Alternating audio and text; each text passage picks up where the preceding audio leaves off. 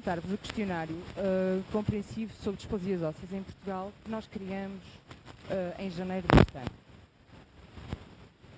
E o objetivo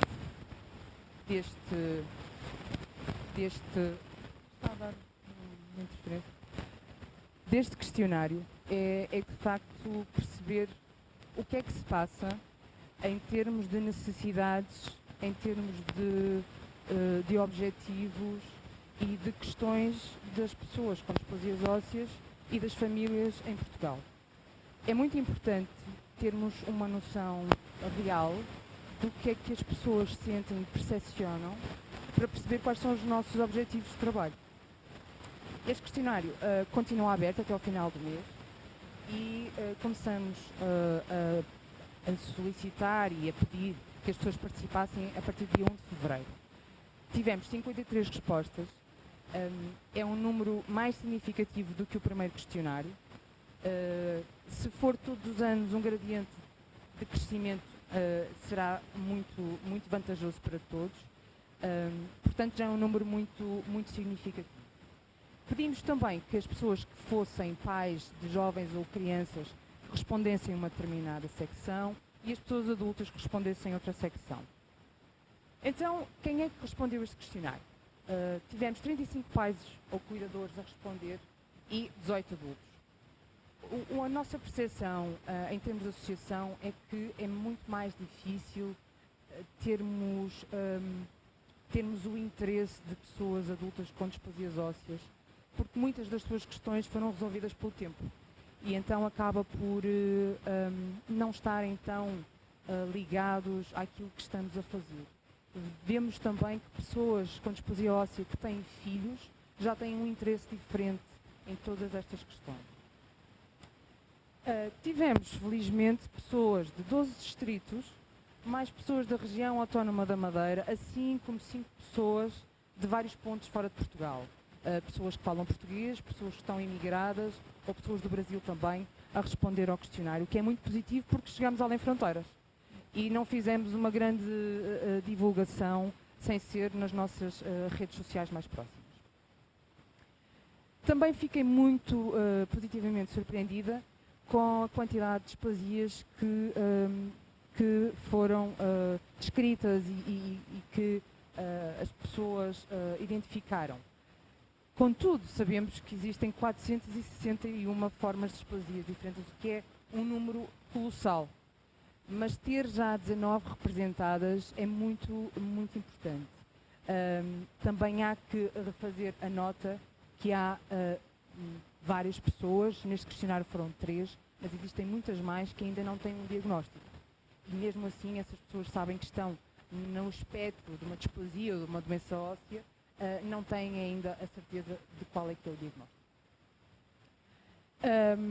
A maior parte das pessoas que respondeu identificou a idade de diagnóstico na época pré-natal e muito importante ver que algumas das respostas desta época pré-natal eram de jovens com 15 anos. Significa que o diagnóstico pré-natal tem vindo a evoluir, mas foi muito bom, surpreendentemente positivo, ver que houve jovens já diagnosticados há 15 anos atrás em pré-natal. Temos as três pessoas que responderam que não têm diagnóstico definido e temos também, por exemplo, pessoas que aos 7 anos tiveram diagnóstico, aos 12, aos 46.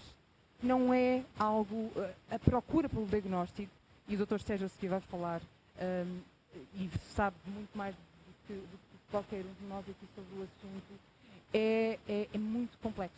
Mas é a primeira exigência e a primeira ansiedade que todos temos como pais é perceber o que é que se passa.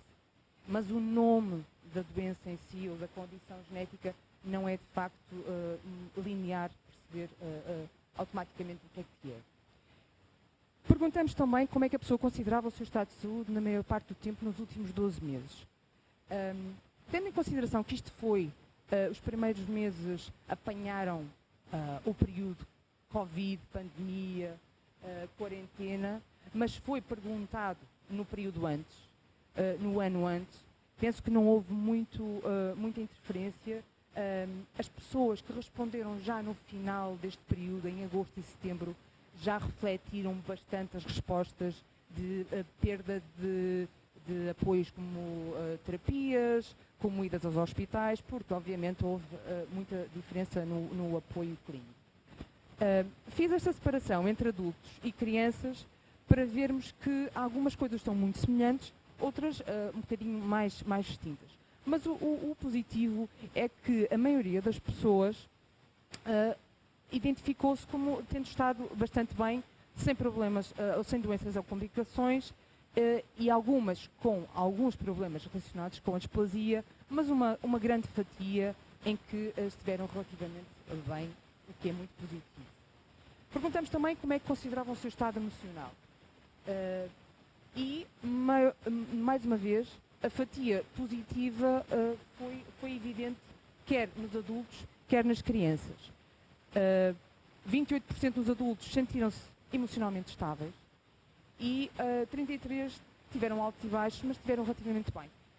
Muito semelhante ao das crianças, tendo em consideração que quem responde pelas crianças são os pais.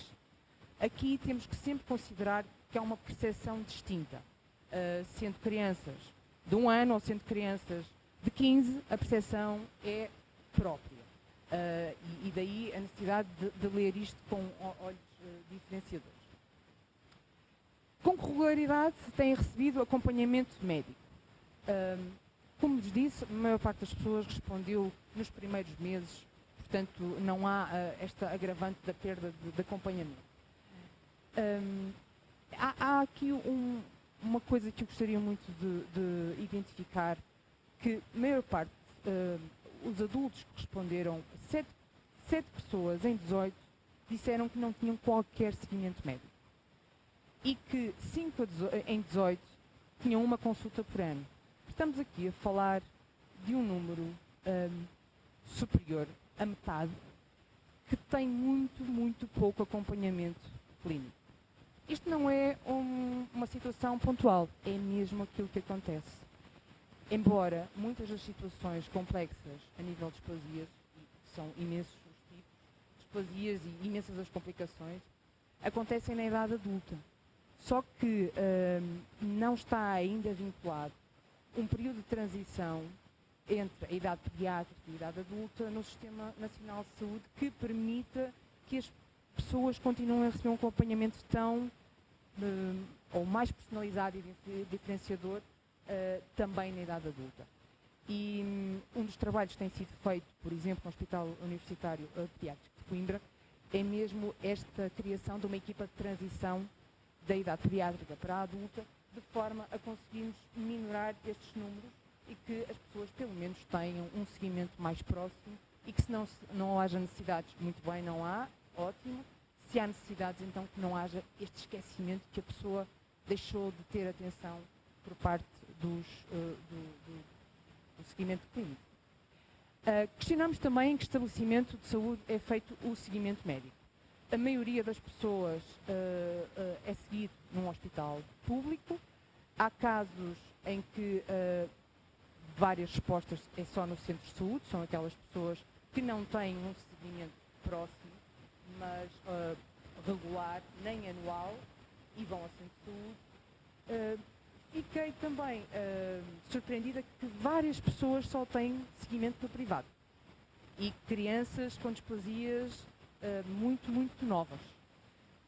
Uma das coisas que nós temos, nós antes temos trabalhado desde 2015, é que o conhecimento sobre displasias ósseas seja centralizado, de forma a que os profissionais que seguem as crianças e que depois possam seguir os adultos conheçam cada vez mais estes temas.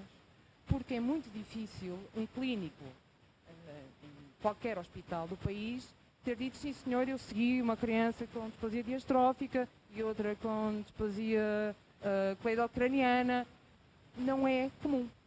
E quando nós conseguimos, num país deste tamanho, Portugal, que é um país de facto muito pequeno, levar todas as situações, todos os casos para uma única zona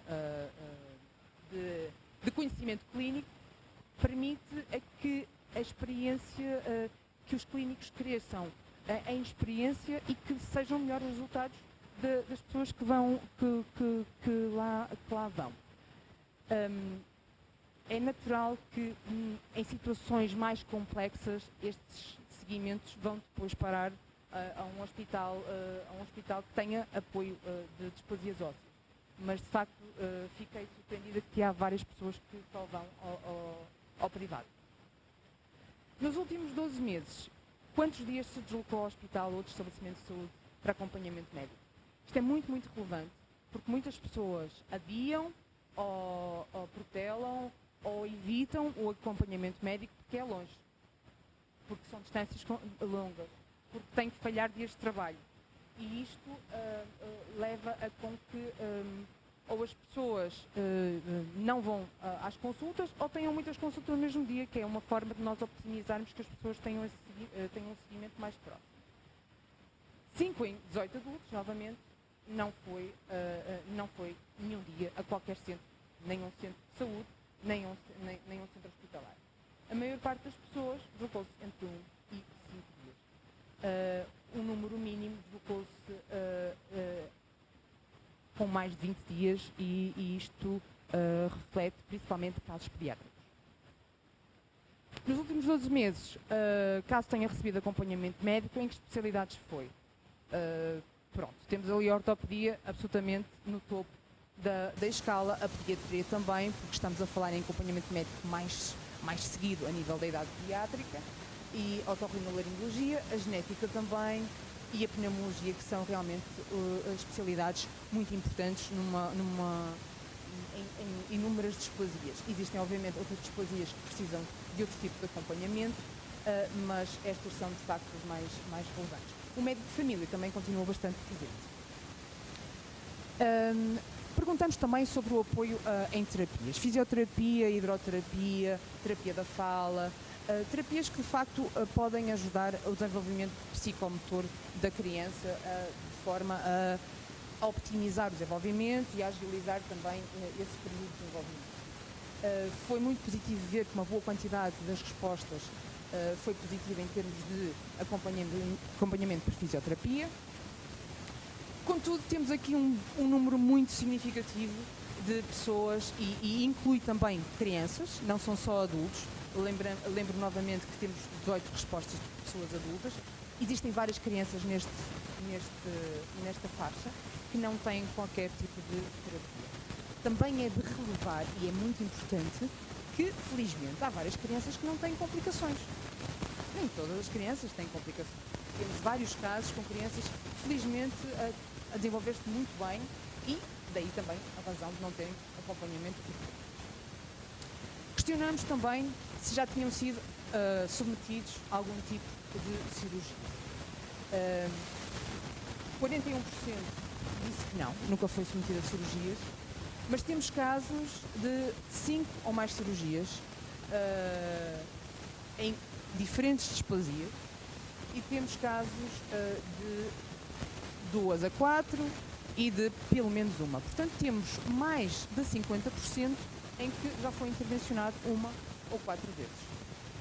Temos 3 adultos que tiveram mais de 5 cirurgias e 7 crianças que tiveram 2 a 4 cirurgias e idades bastante variadas, portanto não só pediátrico muito precoce. Questionamos sobre o atestado médico de incapacidade. Este é um assunto muito importante em termos de apoios e benefícios que as pessoas com displasia óssea, que têm limitação motora, de graus, podem ter. E, contudo, percebemos que ainda existe muito desconhecimento acerca deste atestado. Recebemos com muita frequência, 1 vez por semana, 2 vezes por semana, pessoas a perguntar como é que fazem para ter atestado de incapacidade e o que é preciso fazer e se têm direito ou não têm. E de facto é um tema que não tem nada de controverso, pode chocar pelo termo de incapacidade, questionamos, mas o meu filho não é incapaz.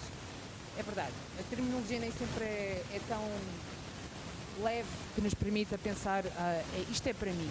Ou deficiência, também pode chocar a palavra deficiência. Mas, tendo a noção que é um direito instituído e que permite facilitar várias coisas na vida dessa pessoa, dessa família, é algo podemos, de facto, agilizar para ter acesso. Perguntamos então aos adultos as necessidades e percepções que tinham sobre vários pontos da sua vida. A maior parte deles conhecia pessoalmente uma pessoa com discapacia, o que foi muito positivo. Outros também queriam conhecer, o que é, de facto, algo que esperemos que nos próximos anos permita ajudar a agilizar. Quais foram as maiores dificuldades que as pessoas sentiram no último ano? Necessidades em ter adaptações, trabalho, casa, principalmente. Saber como reagir aos olhares dos outros. E isto, embora seja uma questão para adultos, na parte que verão a seguir, relativamente às crianças, é muito semelhante também. Apoio, como perceber para reduzir as complicações de saúde e as patologias que são relacionadas com a displasia, e também outras questões, como por exemplo encontrar calçado e vestuário adequado. Na idade pediátrica ainda vamos conseguir resolver isso de forma mais ou menos ligeira, na idade adulta nem tanto. Perguntamos quais as preocupações ao nível físico. E uma elevada porcentagem das pessoas disse limitações de acesso e deslocação em ambiente público. No ambiente social, colocar-se na rua, subir escadas, rampas, muito íngremes, vários obstáculos de acessibilidade que realmente bloqueiam as pessoas. Sentir dor. Isto é uma questão que é transversal à idade pediátrica e à idade adulta. Ter complicações de saúde associadas à displasia e também limitações de higiene pessoal em algumas displasias quando há disfuncionalidade. E a nível social, quais foram as preocupações que as pessoas mais identificaram? Novamente, o olhar de estranhos, os comentários, como saber reagir. A maior parte dos adultos com quem eu tenho falado parece muito resolvido nessa questão, mas há sempre uma situação ou outra que é mais difícil de ultrapassar. E como é um questionário que nós esperamos que as pessoas respondam genuinamente, é importante verificar que de facto continua a haver esta situação para resolver. Também foi importante ver que há pessoas, que houve 11 pessoas que identificaram não ter acesso ao trabalho qualificado, porque são pessoas licenciadas e candidatam-se uma vez atrás da outra e quando vão a entrevistas recebem um não ou já conseguimos outra pessoa. E novamente são motivos de comentários ou questões. A nível emocional, o que é que valoriza mais? É muito importante ver isto, ser-me aceito como sou. Porque as pessoas têm que se identificar com elas próprias, portanto acabam por... Mas nós amanhã vamos ter a doutora Fiji e a Lia Silva a falar disto de uma forma muito mais conhecedora e abrangente. Mas é importante ver o que é que as pessoas responderem. Sentir compreendido, sentir e partilhar amor, dar e receber carinho. Estamos a falar aqui de todos nós queremos conhecer humanos, mas mais evidenciado quando há outras questões físicas por trás. E com quem costuma falar? É muito a família central, o pai e a mãe, os amigos. Observei que há muito poucas pessoas que recorrem a apoio profissional. E isto penso que seja uma questão cultural.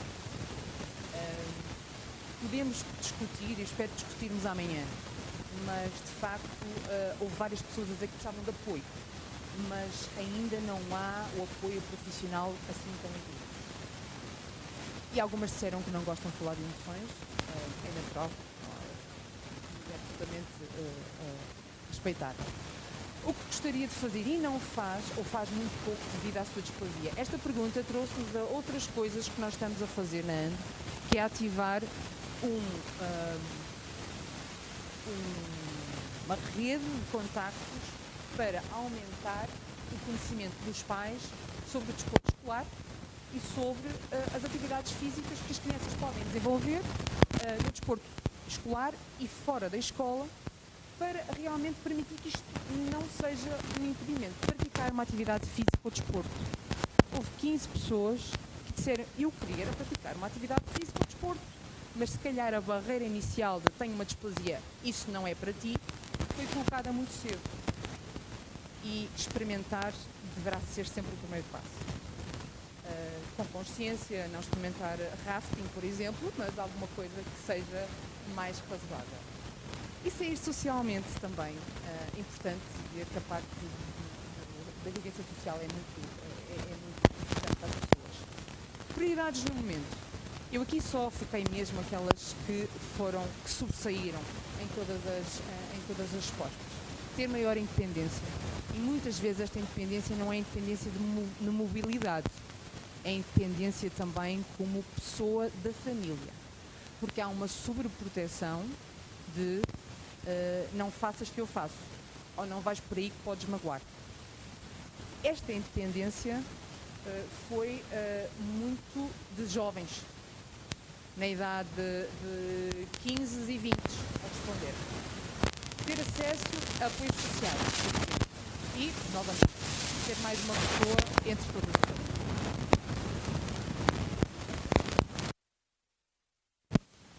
Se isto continuar a dar barulho, vou dar voz de comando. Dos seguintes direitos, quais é que as pessoas têm acesso? Então, a maior parte das pessoas que responderam tinham cartão de estacionamento para pessoas com deficiência, a prestação social de inclusão também. 10 pessoas não têm acesso nem conhecimento a qualquer um destes apoios. É verdade, ainda temos muito caminho a trilhar, muito que fazer para permitir que as pessoas tenham maior conhecimento. Temos isto publicado no site, vamos divulgando em notícias, em informações, e mesmo assim há muitas pessoas que ainda dizem que não têm qualquer conhecimento dos apoios existentes. Perguntamos então aos pais a seguir quais as suas necessidades e percepções. E aqui falamos um bocadinho também com os pais e não só responda pela criança, responda também por si. Então, quais as maiores dificuldades que enfrentou ou ainda enfrenta relacionadas com a displasia do seu filho? E 31 pessoas disseram dúvidas sobre o futuro do meu filho. Ainda na semana passada estive a falar com uma mãe de Viseu que me disse realmente a mesma coisa. O que é que vai ser o futuro?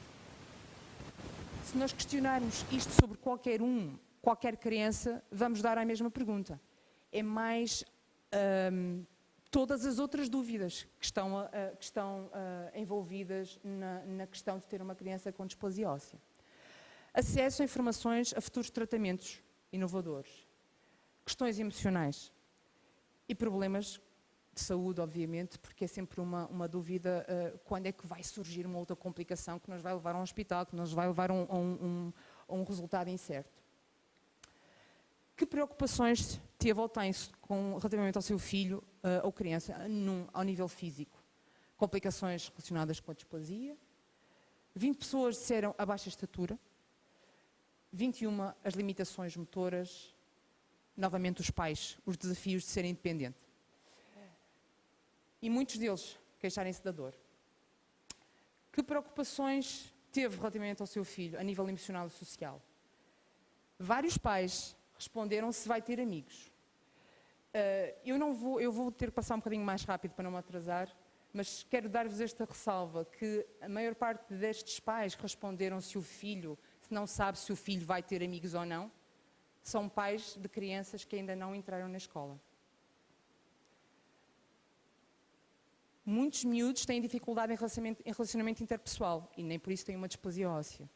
Mas, de facto, a maior parte das crianças com displasia óssea tem tanta capacidade de relacionamento interpessoal como qualquer outra. E daí esta questão, de eu ter valorizado esta questão bastante e querer-vos apresentar.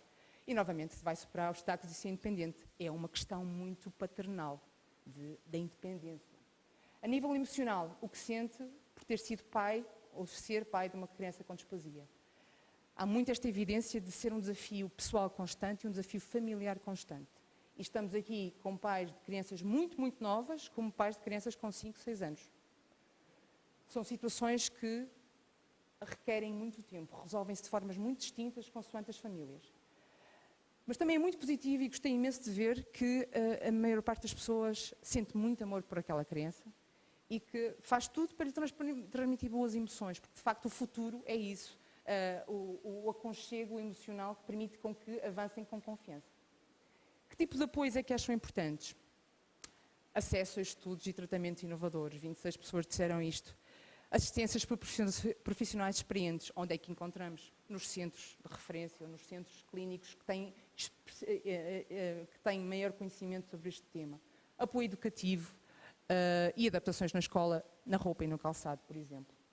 E que tipo de direitos? Aí já temos mais conhecimento sobre, por exemplo, o apoio da intervenção precoce, o SNIP. Temos muito pouco conhecimento sobre o apoio que existe após os 6 anos, que são os centros de recurso à inclusão.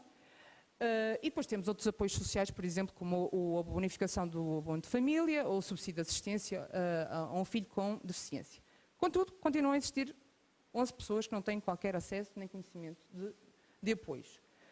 Pus este slide para quê? Para mostrar que no site da ANDO é um site muito simples, que vamos trabalhando à medida do possível, mas muita desta informação está lá.